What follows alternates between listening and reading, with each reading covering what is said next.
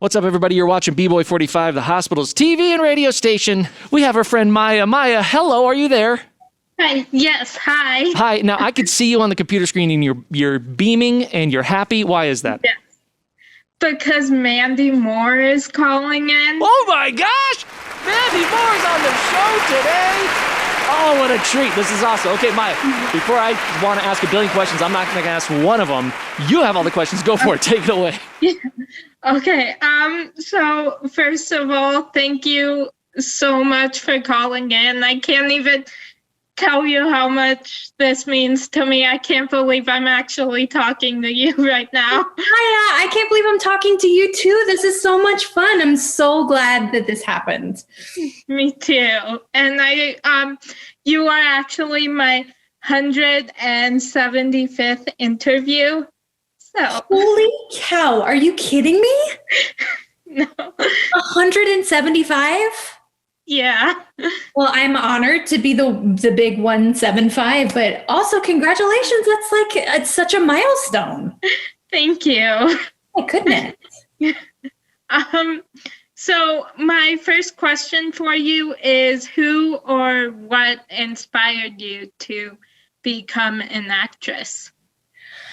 That's a really good question. I mean, I'd say growing up, I fell in love with musical theater. I remember seeing a school play when I was about 6, and it was a production of Oklahoma. And I just remember being enamored by how incredible the girl on stage was. I remember her singing, "Oh, what a beautiful morning." And I just was like, oh, I'd never heard someone sound like that. And the audience was enraptured. And I just remember it like a light bulb moment going, I want to do that. I want to make people feel that way. I want to find myself on stage, and the whole production, the whole show just really floored me.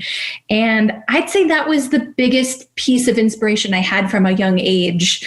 And then I just fell more and more in love with theater and more in love with music and films, and just kind of thought, you know what, if I ever get the chance to do any one of these things in any sort of capacity, I want to try my hand at everything.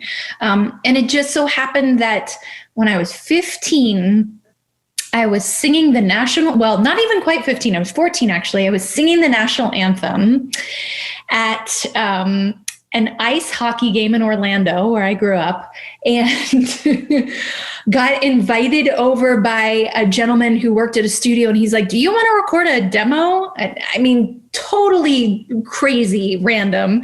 And I ended up recording a demo and getting discovered by a very kind gentleman who worked for FedEx, who had a friend of a friend of a friend. It's like a movie in and of itself. And they sent this unfinished demo of mine off to New York City. Someone heard something that they liked. They flew down to Florida. I auditioned and I signed a record deal when I was 15. So I know I kind of jumped ahead to probably some of your other questions, but that was the direct inspiration of the musical theater really is what led me to finding myself singing in a studio, and then, eventually signing a record deal not too long after that. Oh, cool. So what is your songwriting process like? Yeah, so I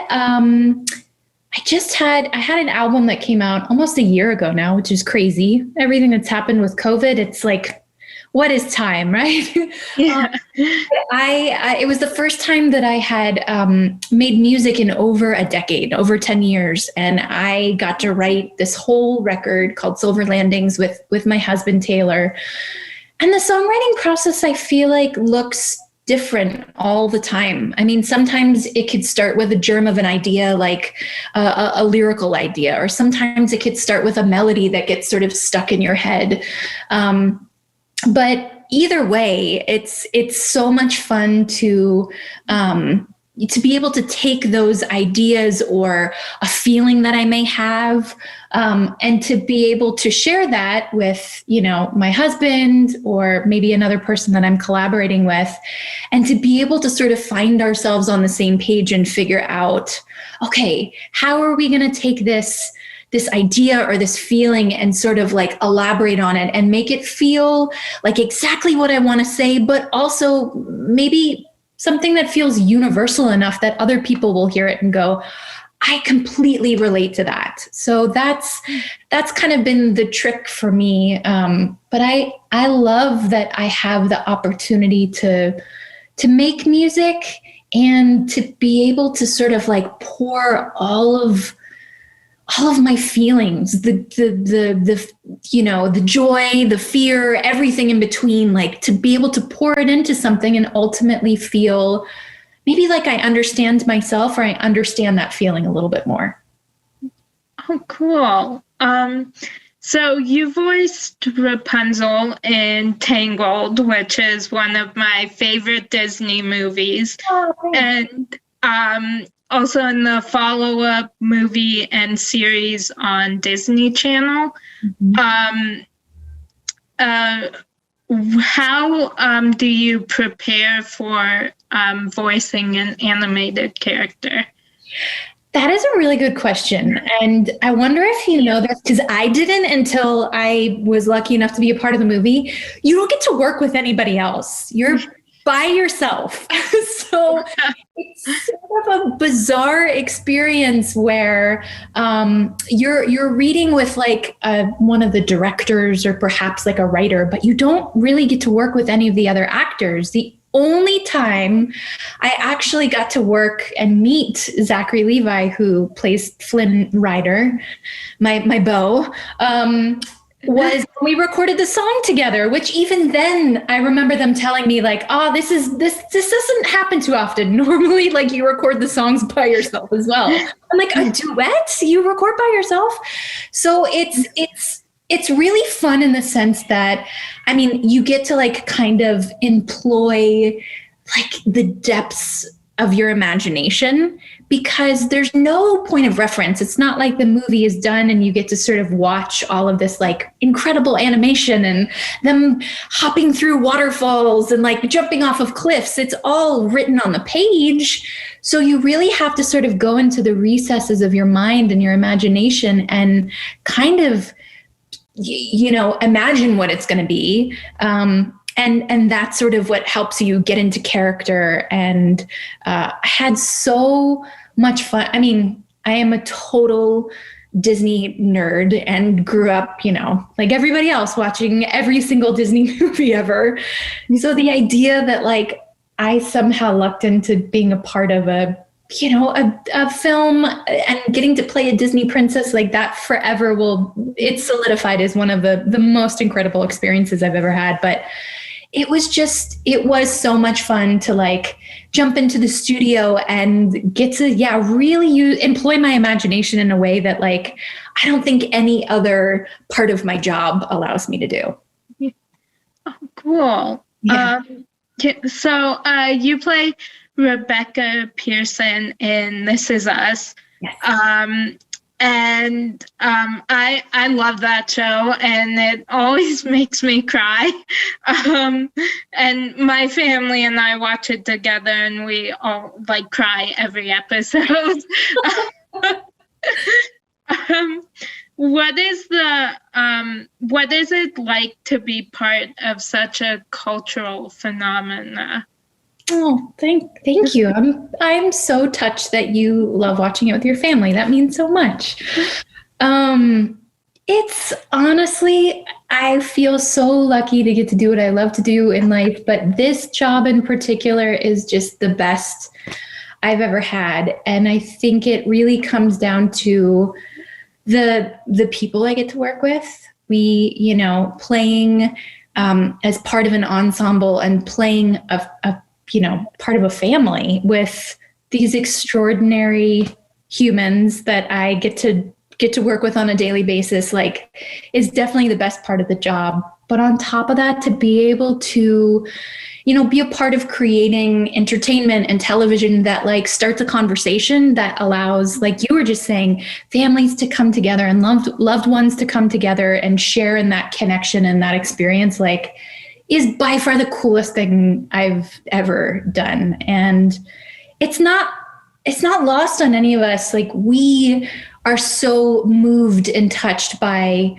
the work that we get to do and like the stories that we're telling as well on the show. Like, I am one tiny little part of the machine of the show, so I get to watch it on a weekly basis as a fan as well, and get to see like my friends doing all of this crazy, incredible work. But I still feel all the feelings too, and it is a lot, and it's emotional, but it also feels good. I like feeling all of the range of emotions in life. I'm a very sensitive person, so it doesn't take much to make me cry anyway. But it's always like a good cry. It's like a cathartic cry. Yeah. Our mom, my sister and I we always make fun of our mom because she cries at a lot of the movies and shows that we watch, and some of them she just says like, I don't even know why I'm crying. Like, it's just, so my sister and I always make fun of her for that. That's hilarious. I love that. I feel like I'm in the same boat with your mom, by the way. I can cry at anything and not really know why. I'll tell her that. Please tell her we're sisters in that. I will. So what is the biggest challenge of playing Rebecca at so many different ages? Yeah, I mean, it is strange to play. I mean, it's an honor to get to play like this character, right? Who is 23 in one scene and like 85 in another scene. And I'm sure that's probably confusing to some people watching this interview right now.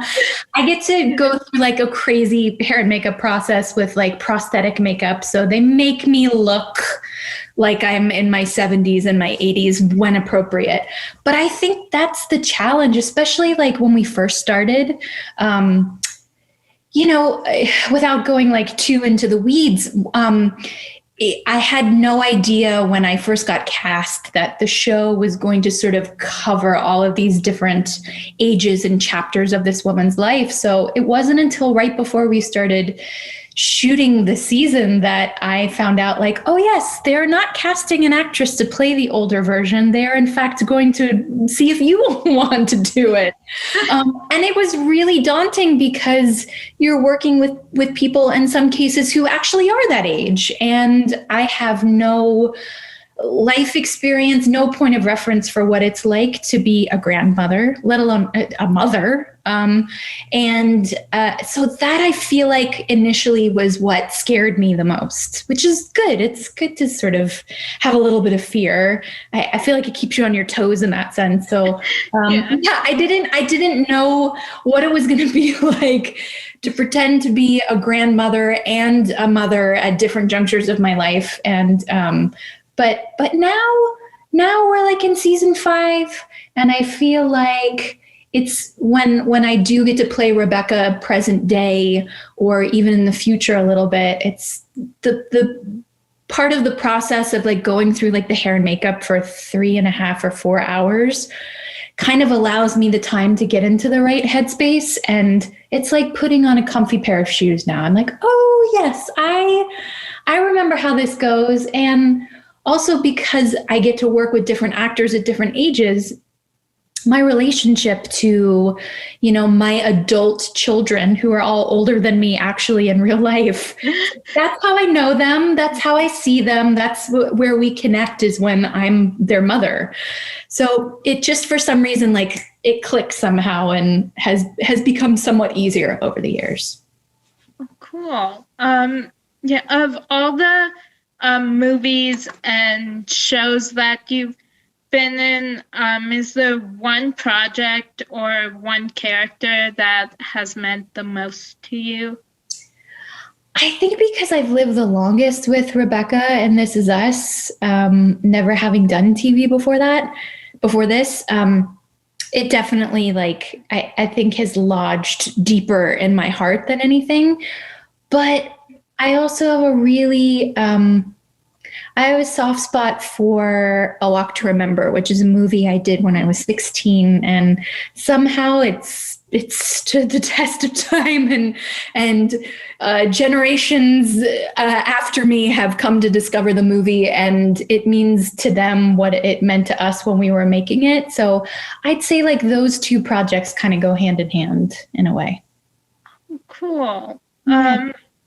Do you have a favorite song of yours? Oh my gosh, that's tough. I don't know if I have a favorite song. There's nothing that like jumps out at me. Yeah, that's I don't know if that's a good question. I feel like I'll have to come back to you with a better answer. But off the top of my head, no, not a favorite one. Okay. Yeah. Yeah. So, you have already had such a long career. What is the biggest lesson that you've learned since you first got your start? Sure, that's a really, really solid question. Thank you. Yeah, absolutely. It's tough because I feel like that answer has sort of changed over the years, but what feels like sort of the resounding takeaway from doing this for 21 years now is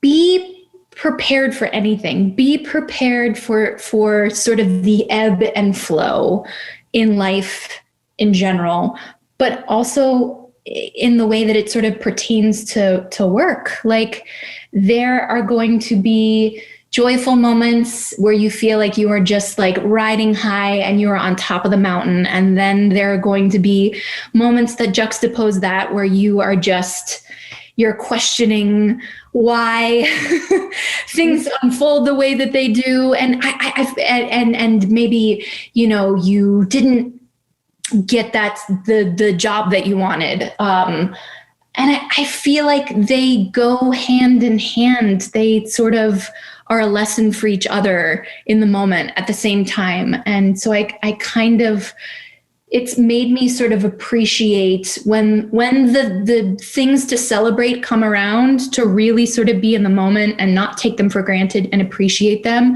And then when those sort of like lower moments or like discouraging moments also factor in, as they do for anybody in life in any situation, I sort of try to like, you know, really use that as a lesson as well, and to appreciate those moments because they kind of like they're a balance for each other, and they serve to like help you understand the other one. So yeah, I would say like just be patient and be prepared for things to kind of be a roller coaster because that's what life is. Also surrounding yourself with good people, you know, always I feel like is a good lesson. Like the people that love you, will champion you, will support you no matter what. Yeah, I'd say like those are my two biggest takeaways, and they've served me well, and I've had to learn them, you know, multiple times, but it always comes back around again. Cool. So, what has been the biggest challenge of filming This Is Us during COVID? That's a great question. It's tough. I mean, I think it's tough for all of us. Like our lives, you know, there's so much that's sort of changed. There's so much to be grateful for. And, you know, the simple fact that we're able to do this interview in this way, and even though you're not in the studio like you normally are when you're conducting these interviews, it's still pretty fantastic that like we're able to, you know, use technology to connect and have a conversation and be able to share it with, you know, the world at large. And I feel that way about work because I love my job, and I'm so glad that like the powers that be sort of figured out a way for us to to find our way back together and to figure out how to do things safely.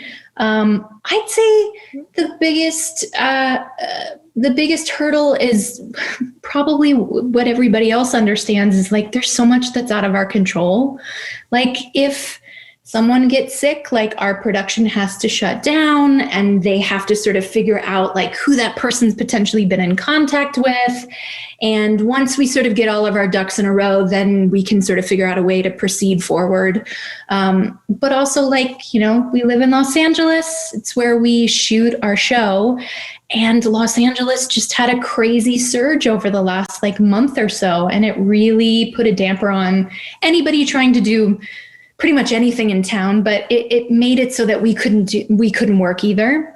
And that was out of our control. And it kind of, you know, messed with the schedule and we couldn't finish certain episodes and stuff, but it is what it is. There's something more meaningful at play.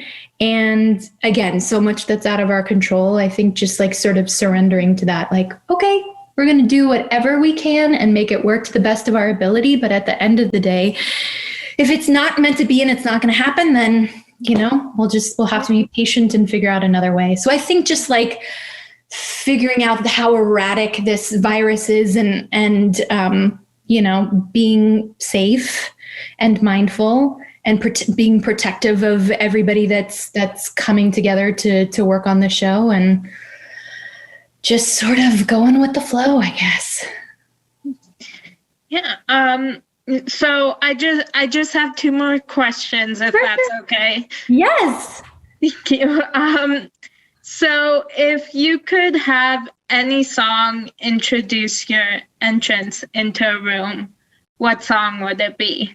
Such a good question. Oh my gosh, I need a good answer for this. Like, oh gosh, like maybe like Bill Withers' Lovely Day. Gosh, like Katy Perry Firework. Like, I don't know. Like there's gotta be a good answer. I'm gonna get back to you on that one as well, but that's okay. Good question. Very good question, Maya. I like that one. Thank you. So my last question for you is, who do you consider to be a real life superhero and why? A real life superhero and why? Oh my gosh. So many people. So that's a tough one as well. You're stumping me here at the end. I mean, I think you're definitely a bit of a superhero, ma'am. Like here we are, 175 interviews in, and you're 18. Thank you. Yeah. You're 18. You're already like a super pro, like, and everything you have been through and persevered through in your life, like that speaks volumes about your superpower. So yeah, I'd say that I'm talking to a superhero right now in that sense. Oh, thank you. I'm actually like starting to cry. I can't.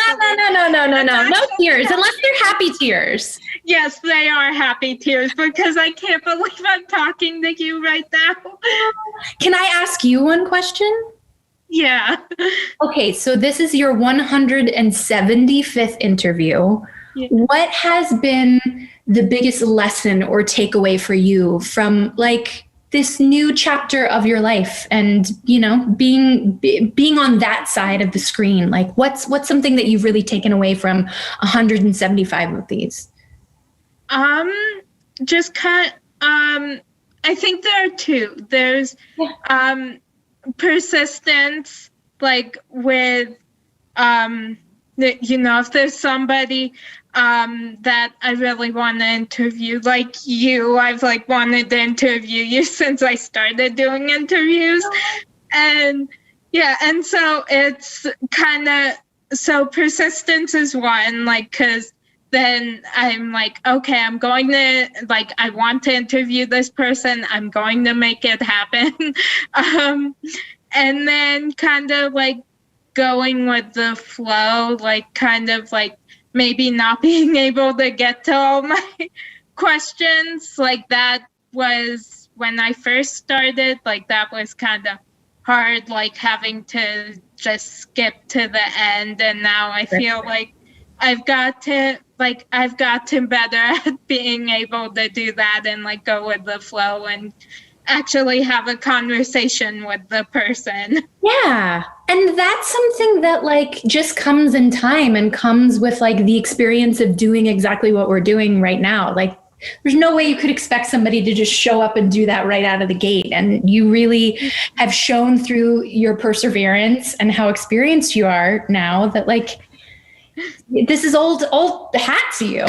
What, and one more question though, what do you think you want to take all of this experience and like maybe parlay it into, you know, like the next thing? Like, what do you hope to do from here? Like what's the big picture? Where do you see yourself like at and doing maybe in the next like couple years?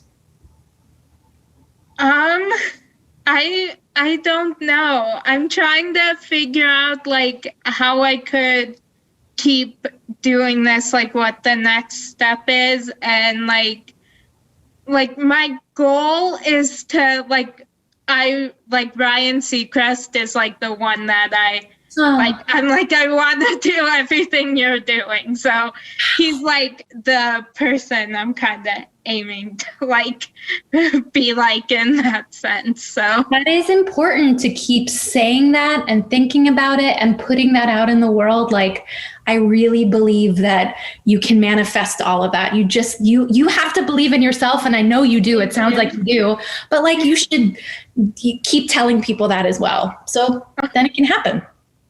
Oh, thank you. I have had so much fun talking to you. You asked really incredible questions. You asked a couple that like are definitely going to have me thinking over the weekend. And so then I will have better answers next time. Okay. Mandy Moore flipping the script on Maya, asking the questions. I love it. Thank you for making so much time for us today. It was wonderful hearing from you. And Maya, awesome job, my friend. Awesome job, Maya. Thank you so much for having me, both of you. I really appreciate it. This was the highlight of my week, and let's do it again sometime. Absolutely. Yeah. If you're in Colorado, permanent standing invitation to the Seacrest Studio, Children's Hospital, Colorado. Swing on by. Sign me up. Okay. I'll be there. All right. And this was the highlight of my week. So thank you. Well, perfect. It's mutual admiration. I love it. Me too. Me too. Highlights all around. Yeah. Bye, Maya. Have a great weekend. Bye. Thank you. You Thanks, too. Mandy.